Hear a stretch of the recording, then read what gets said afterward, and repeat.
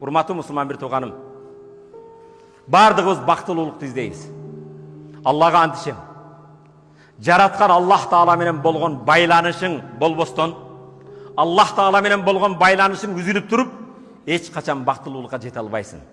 Аллах Таала менен байланышуу ал намаз. Бенденин Раббысына эң жакын болгон кези саждада. Телефонуңда 50дөн көп, кээ бир 300-400 байланыша турган группаң бар. Бирок түндө Аллах менен байланыша турган 2 рекет намазың барбы? Урматтуу мусулман бир тууган, ошондуктан кээде айтабыз, бул дүйнөдө кээ бир өлгөн кезде бул өлүм өтө коркунучтуу маселе эмес. Суналул хая жашоодогу негизги нерсе. Баары жаныбарга каза бар. Бирок эң коркунучтуу өлүм адам жашап туруп, алты саны аман, руху жанында туруп,